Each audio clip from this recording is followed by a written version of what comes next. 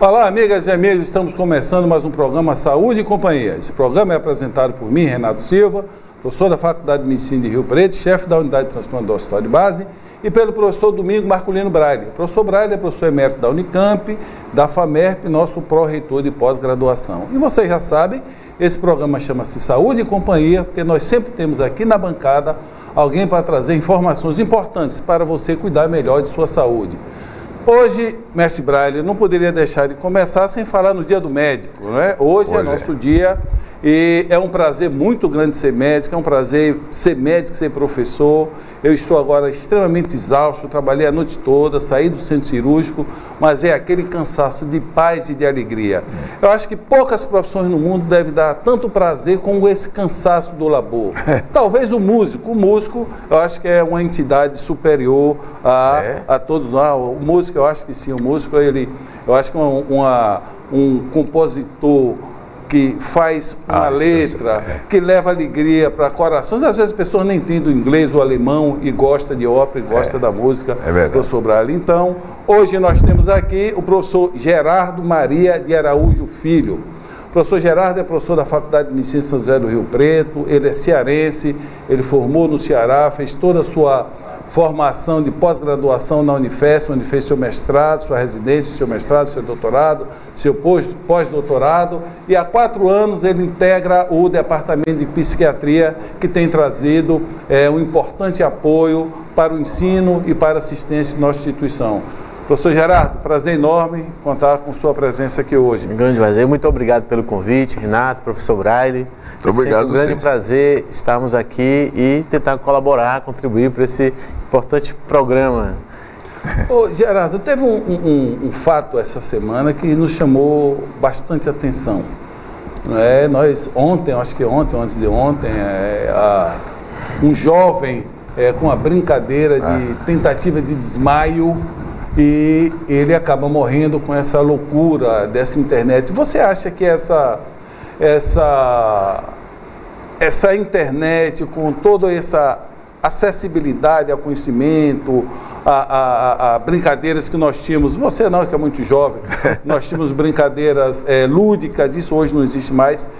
Claro que é uma ferramenta extremamente importante, ninguém está criticando a internet, mas será que nós poderíamos contribuir para tirar esse impacto negativo que a internet traz para o jovem? Renato, a internet hoje ela é realmente uma questão a ser discutida, né? Como você mesmo falou, ela é uma ferramenta importantíssima, mas assim como toda ferramenta, né, ela pode ser utilizada para bem ou para mal, né? Então hoje não dá para prescindir da internet, né? A internet ela está presente na nossa vida, tudo que a gente faz, é um importante lugar de consultas para informações importantes, mas por outro lado tem muito conteúdo negativo na internet, né? E assim como as notícias positivas ou as informações elas correm em escala global, nós estávamos falando, né, professor, da globalização, que beneficiou alguns, né, beneficiou mais a uns do que a outros, né? Mas assim como as informações elas ganham uma velocidade e um volume, uma importância, uma projeção muito grandes, né? Então hoje a gente observa, não só nesse caso recente, mas por exemplo, casos de suicídio, casos em que existem assim, casos mais, vamos chamar assim, mais dramáticos, né? Uma repercussão muito grande. Então a internet ela também é um campo de reprodução, de difusão e de multiplicação da velocidade dessa informação. Portanto, o nosso trabalho, eu acredito, dos pais, né, para quem tem filhos pequenos ou netos, enfim, é o trabalho de poder orientar a questão do uso dessa ferramenta, né? Disciplinar mais. Disciplinar, exatamente, né? Como toda ferramenta, podemos dar um exemplo de um copo. O copo ele pode servir para beber água, mas ele pode servir para jogar na cabeça de alguém e provocar ferimentos potencialmente graves, né? Então, os instrumentos estão aí, nós devemos orientar o seu uso, né? Martelo também, né? O martelo também. Você pode dar uma martelada no prego ou no dedo também, né? O que tem na internet é o seguinte, é que a difusão é muito rápida e universal. Para você, rádio ainda você pode ficar escutando rádio. Mas a televisão você tem que ficar olhando para a televisão. Enquanto que na internet é muito fácil, onde o sujeito estiver, usando um smartphone, qualquer coisa assim, ele tem contato. Agora, tem tido esses casos de suicídios aí com pai e crianças, né? Não sei, diz que é a situação... Mas isso sempre teve, né, Gerardo? Não sei se aumentou a difusão, o conhecimento. O que você acha? Então, eu acho que é um pouco de tudo, professor. Né? Nós temos, assim, um maior acesso hoje à informação e também locais de auxílio. Né? Então, as pessoas, de certa forma, sempre me fazem essa pergunta: Gerardo, aumentou os casos de psiquiatria, de depressão? Ou, então, sempre me perguntam, houve um aumento? Por que hoje a gente ouve tanto falar? Antigamente, há 30 anos, há 40 anos, ninguém falava tanto, né? Na verdade, eu acho que houve, na verdade, uma grande, um aumento da possibilidade dessas pessoas buscarem ajuda. Né? Então, diagnóstico e ajuda, exatamente. Houve exatamente uma flexibilização do diagnóstico, um processo que nós ainda encontramos, que ainda se encontra-se em acontecimento, que é a questão da desmistificação do diagnóstico psiquiátrico, né? Onde nós saímos um pouco do psiquiatra como médico de loucos, né? E estamos caindo agora no psiquiatra, que pode ajudar, principalmente nessa esfera, nesse campo dos transtornos mentais, né?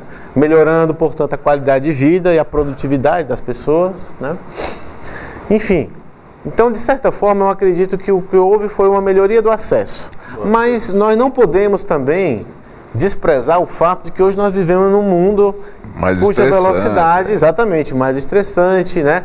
Com maiores demandas, sejam elas financeiras, sejam elas sociais, enfim, tudo isso são pressões que muitas vezes servem como, digamos assim, catalisadores de sofrimento mental. Tem um nome importante para isso aí, mas pode ficar para o próximo bloco, né? Que é consumismo mesmo. Consumismo. Exatamente. Então nós vamos nós vamos para um pequeno intervalo e no próximo bloco nós vamos falar sobre consumismo e também sobre certas fobias que todos nós estamos tendo contato no dia a dia. Por favor, não mude de canal.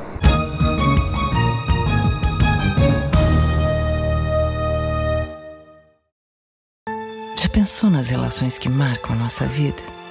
Elas surgem de tantas maneiras, quando 1 mais 1 é mais que 2. Algumas acontecem com o tempo, outras de repente. Elas nascem quando se fecham os olhos, ou quando eles se abrem. Grandes relações marcam nossa vida, por isso a Unimed está sempre ao seu lado. Cuidar de você, esse é o plano. Unimed.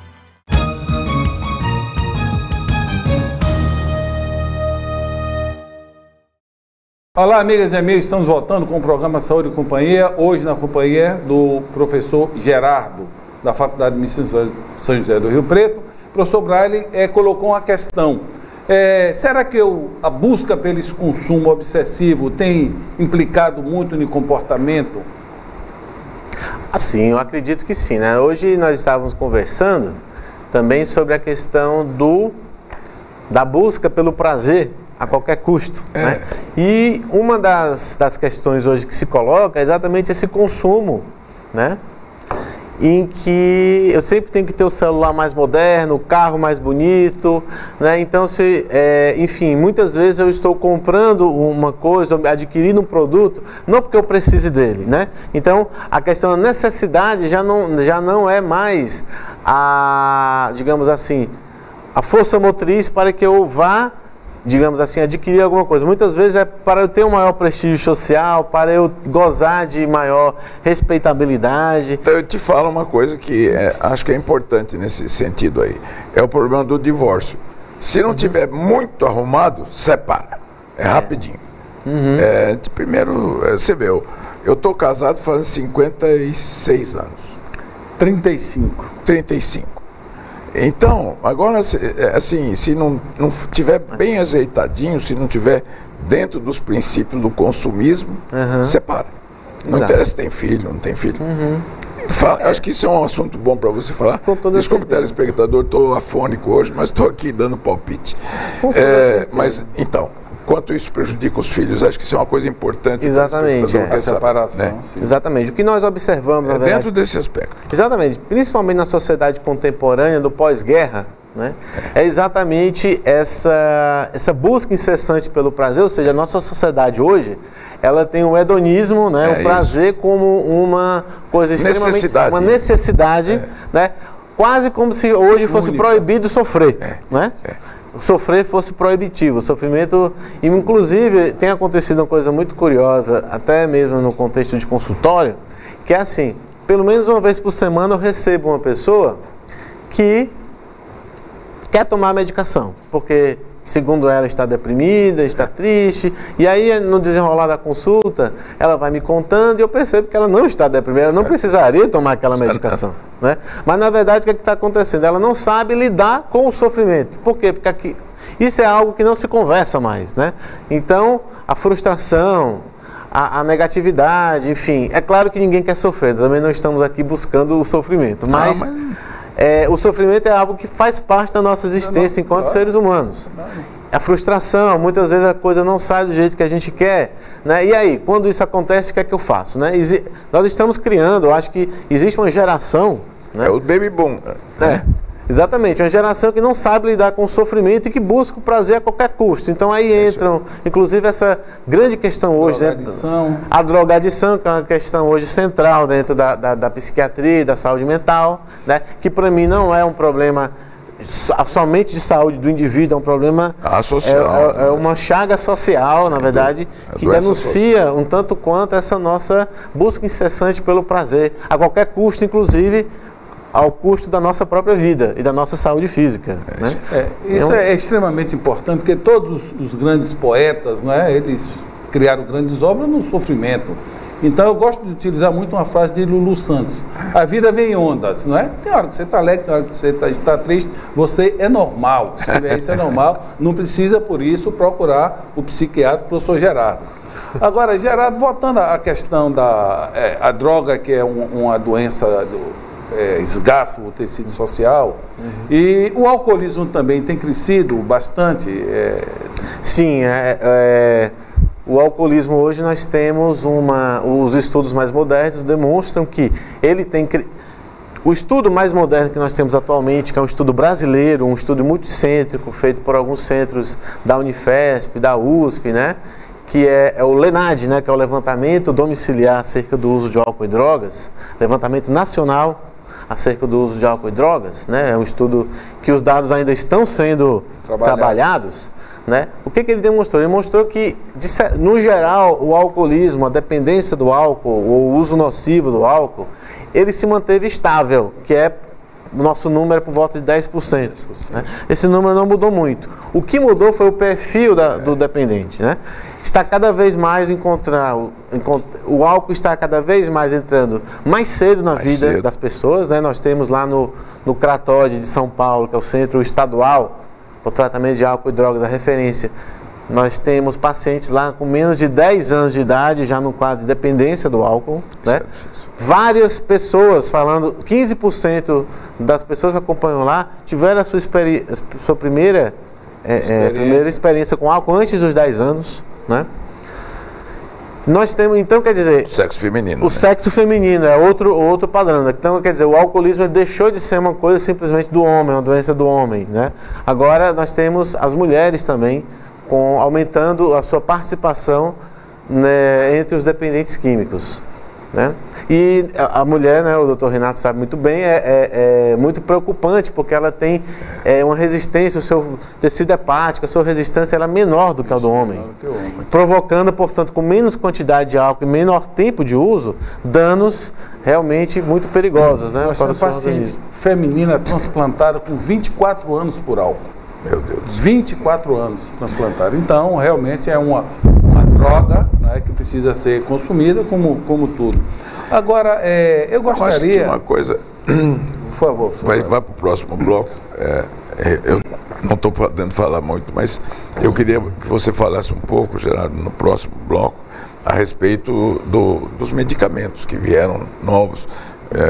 Eu sou de uma geração em que começou a ter Promazin. Começou, não vi. Até Ampliquetil. Ampliquetil. Clorpromazina. E foi um sucesso. Quem veio primeiro, Ampliquetil ou Fenergan? Não, veio Fenergan.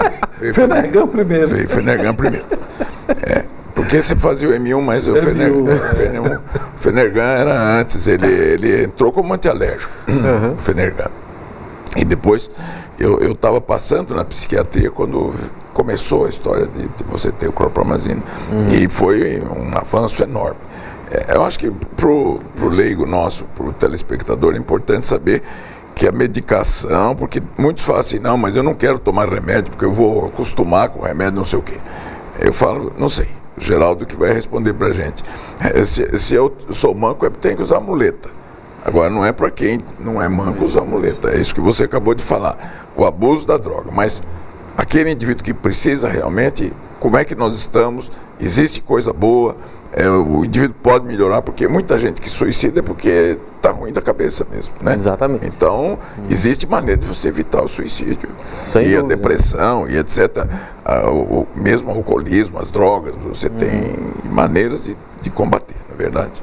Então, Renato... Isso, nós vamos no intervalo e depois nós vamos pedir para o senhor Gerardo colocar essa questão que o professor Braille falou, que é extremamente importante. Não pode ter o não uso excessivo, também não o uso excessivo, né? Tem que ter, como tudo na vida, o meio termo. Sempre consultando um psiquiatra, um médico.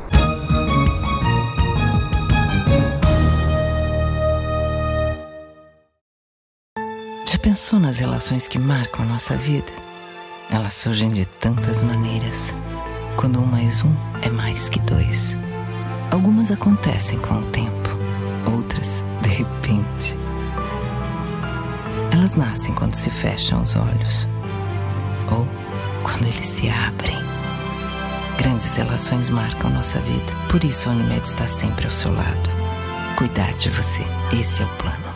Unimed.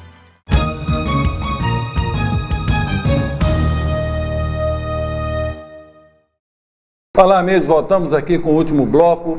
O professor Braille colocou uma questão muito importante aqui, que foi o avanço da medicação na psiquiatria. O professor Gerardo fez um comentário anterior que muitos procuram o consultório em busca de tratamento medicamentoso, nem sempre precisa. Por favor, professor Gerardo. Então, a psicofarmacologia, talvez na área da psiquiatria e saúde mental, talvez tenha sido a grande revolução dos últimos 50 anos, né? Em última análise, a psicofarmacologia é que permitiu, de certa forma, todo esse avanço do tratamento do paciente com transtorno psiquiátrico fora do hospital, porque antigamente nós tínhamos, no século XIX, século XVIII, os pacientes mantidos nos chamados hospitais psiquiátricos, né? E que o tratamento só acontecia dentro daquele contexto, né? E nós não tínhamos praticamente nada para oferecer. Então, o tratamento, né? SIC, né? Porque SIC, não tinha muito o que fazer. Exatamente, né? Se por um lado foi importante porque os grandes psicopatologistas e os grandes psiquiatras, eles passaram 30, 40 anos internados nesses hospitais, junto com os doentes, e fazendo toda a descrição fenomenológica dos sintomas psiquiátricos, que até hoje servem como base para os diagnósticos, né? Não tem jeito de eu não falar a piada aqui para todo mundo. Tinha os doidos mesmo e tinha o pessoal que tinha chave. Exatamente. Né? Os dois eram... O psiquiatra e o doido, eles eram iguaizinhos, só que o psiquiatra tinha a chave. Agora ele está melhorzinho aí, o Geraldo está com a gente aqui, não tem perigo nenhum. Não tive agressividade, não tive nada até agora, né? Então, quer dizer, nós observamos aí desde a década de 60 o surgimento dos primeiros medicamentos, né? Principalmente da classe. Nós temos os benzodiazepínicos, os medicamentos neuroléticos ou antipsicóticos, né? E os antidepressivos, que são utilizados para o cuidado de uma série de transtornos, né? O que nós observamos é que houve, dentre os antipsicóticos, né, o professor Braille estava falando, houve aí como marco inicial a clorpromazina, né? E entre os medicamentos antidepressivos nós temos o início, também na década de 50, 60, com a imipramina, né? Então, o que é que nós tivemos desde então? Desde então nós tivemos um aperfeiçoamento das moléculas e que podemos dizer que hoje nós temos um arsenal, né? Só de antidepressivos nós temos mais de 40 moléculas, né? De antipsicóticos nós seguramente devemos ter pelo menos 10 a 15 moléculas aí, né? Que todas elas como medicamentos e que fazem com que hoje o tratamento do paciente ele possa ser customizado, ou seja, eu vou levar em conta o quê? O perfil terapêutico da medicação e o perfil de efeitos colaterais, né? Então, dentro da consulta, do âmbito da consulta médica, nós vamos eventualmente escolher aquela opção que possa encaixar melhor com o nosso paciente. Tem um problema sério da automedicação, que é proibido, não sei o que, mas o indivíduo acaba tendo. E eu acho que o Geraldo falou uma coisa importante aqui. O psiquiatra é para isso. Ele vai exatamente examinar você, saber qual que é o seu perfil e receitar o remédio adequado. Porque o remédio, ao contrário, faz muito mal, não é isso? Com toda certeza. Se você der um antidepressivo para um sujeito que já está com mania, por exemplo, exatamente. É terrível. Né? Inclusive, eu pioro o quadro dele. Né? Não só não ajuda. Mas a fobia, não vamos esquecer da fobia. Isso é importante para a gente. A fobia, o que nós gostaríamos que o professor Gerardo comentasse aqui, são aquelas pessoas que têm medo excessivo quando encontram uma barata, entendeu? E quando ele tem pânico ou fobias de altura, enfim, aquelas fobias que tiram você realmente do seu status normal. Exato. Ele precisaria de um acompanhamento psiquiátrico dessas pessoas, Gerardo? Remédio funciona? São duas coisas interessantes. Com certeza, né? sim. Né? Nós temos aí, na verdade, o diagnóstico, nós estamos falando das fobias específicas, né? As fobias específicas, eles são, o diagnóstico psiquiátrico mais comum, mais frequente na população geral. Em estudos populacionais, ele aparece aí em média de 12% a 13%, né? Curiosamente, em amostras clínicas, ele é um diagnóstico bastante raro. Por quê? Porque o paciente fóbico, ele tem um recurso que é exatamente tentar evitar aquilo que o faz sentir desprazer, ele tenta de toda forma evitar, né? Como uma pessoa inteligente, se eu tenho medo de barata, eu vou evitar contato com barata. Se eu tiver medo de rato, de avião, enfim. Só que o que acontece? Então esse paciente, ele acaba, digamos assim, administrando a sua fobia até um determinado ponto, né? Ali quando ele dobra o cabo da Boa Esperança, em que ele já não consegue mais ter controle sobre os seus sintomas. Como, por exemplo, se eu tenho fobia de andar de avião e eu sou um executivo e fui contratado por uma grande empresa, então fatalmente eu vou precisar andar de avião, né? Questão de sobrevivência. Exatamente. Né? Então, nesse momento que ele é confrontado frente à sua situação fóbica, então nós temos dentro da fobia específica praticamente 4 grupos, né? Nós temos o grupo dos animais, então aí entram as aracnofobia, medo de aranha, de barata, de ratos, enfim, roedores como um todo. Nós temos um outro grupo que é o grupo do sangue, injeção, ferimentos, né? Em que as pessoas elas têm essa crise de ansiedade. Na verdade, a fobia nada mais, é um diagnóstico relativamente fácil, que nada mais é do que uma crise de ansiedade desproporcionalmente intensa frente a uma determinada situação, né? E essa crise de ansiedade, ela faz com que eu viva aquela situação com um imenso medo, horror, ou terror, e que eu precise ter o quê? Mecanismos de esquiva perante aquela situação, né? Causando um impacto significativo na minha qualidade de vida, obviamente. Então nós temos esse primeiro grupo, que são dos animais, temos o segundo grupo, que é o sangue, injeção, ferimentos, temos um terceiro grupo, que é o grupo de situações, que é a altura, lugares fechados, elevador, né? E nós temos o quarto grupo, que é a miscelânea, né? Que nós temos, hoje, por exemplo, né, vamos aparecer no Fantástico, aquela questão do palhaço, né? Então existe a coulrofobia, que é esse medo, essa fobia de palhaço, né? Eu tinha isso quando eu era criança. Era? Não, muito não podia, comum entre os... Não podia ver palhaço da perna de pau. Não, eu saía correndo e eu ficava debaixo da cama, de medo. Os caras falavam, vem vindo o homem da perna de pau aí, ó. Eu fugi. Não sei porquê, né? É uma besteira. Talvez pela questão da maquiagem, né? Todo mundo que fala assim, o palhaço, aquela maquiagem produz um quê um tanto quanto assustador para algumas pessoas. Mas eu tinha medo né? da perna de pau. E da perna de pau. Sabe disso. E esse paciente que tem essa fobia, qual é o limite que ele deve procurar uma orientação? Psicoterapia ou temos um remédio? Exatamente, nós temos as duas coisas. Hoje, né, assim, o limite, né, Renato, como todas as doenças psiquiátricas, a gente vai ver basicamente duas coisas: sofrimento e funcionalidade. Então, se alguma coisa está te fazendo sofrer desproporcionalmente ou atrapalhando o teu funcionamento social, você está deixando de sair, deixando de ir para um lugar porque você tem medo de lugares fechados, né?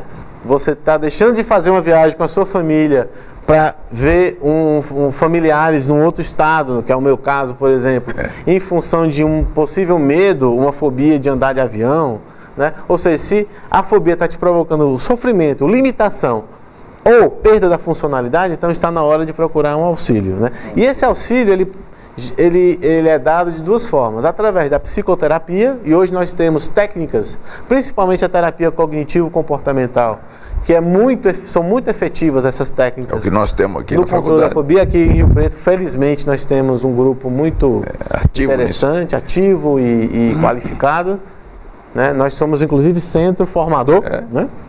Através dos nossos cursos de pós-graduação Lato Sensu. E a farmacoterapia, que você vai usar? Você vai utilizar exatamente os antidepressivos, né? Por quê? Porque a fobia está no grande grupo dos transtornos da ansiedade. Então, os transtornos de ansiedade e os transtornos do humor, principalmente a depressão, elas são indicativas do uso do antidepressivo. Por quê? Porque o antidepressivo vai estabilizar os principais neurotransmissores que estão alterados nessas duas patologias, nesses dois grupos de patologia, que principalmente a serotonina, a noradrenalina e a dopamina. Então, nós temos hoje, por exemplo, para um paciente em início de tratamento, virgem de tratamento, que vai iniciar o primeiro tratamento, o grupo mais indicado é o grupo dos inibidores seletivos da recaptação de serotonina. Então, temos a fluoxetina, a sertralina, o citalopram, a paroxetina, a fluvoxamina, e nós temos os quadros fóbicos, os transtornos fóbicos, eles costumam melhorar com doses relativamente baixas e rapidamente. Em até 4 semanas nós já temos um resultado muito interessante. Gerardo, existiria alguma ação que não fosse droga? Por exemplo, a música, a arte, outro envolvimento lúdico, criativo. Né? Isso. Mas essa pergunta eu gostaria de deixar para o segundo programa. Você está convidado, se o professor Braille concordar. Eu acho que são temas extremamente importantes. A população precisa ter mais informações de síndrome do pânico, de mais fobias. Eu acho que nós precisamos fazer mais um programa para o professor Gerardo vir trazer mais informações. E eu gostaria, Gerardo, que você, finalizando, deixasse uma mensagem para o nosso telespectador e falasse também o que é que nós, no Hospital de Base, como as pessoas podem acessar o serviço de psiquiatria do Hospital de Base, que esse programa é um programa de difusão e de informação para a comunidade. No nosso caso, né, nós temos um ambulatório de especialidades em psiquiatria, então nós temos ambulatórios altamente específicos, como por exemplo, psiquiatria geriátrica, né, do idoso, infância e adolescência, quadros de transtornos de humor, transtornos de ansiedade, tudo isso funciona lá no nosso ambulatório, né? E os pacientes, eles podem acessar o ambulatório. Nós somos um ambulatório regionalizado, né?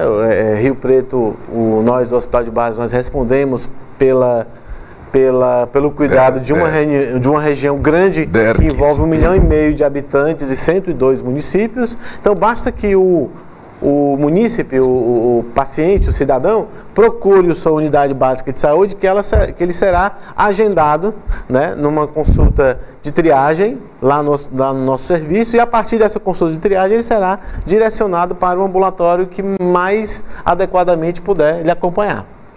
Nós temos também, além do tratamento psiquiátrico, tratamento em terapia ocupacional, em psicoterapia de grupo, e nós temos também um trabalho muito importante que é feito hoje, que é a psicoeducação, né? Que é ensinar para o paciente qual é o problema que ele tem, né? Muitas vezes isso falta, eu vejo isso muito, né?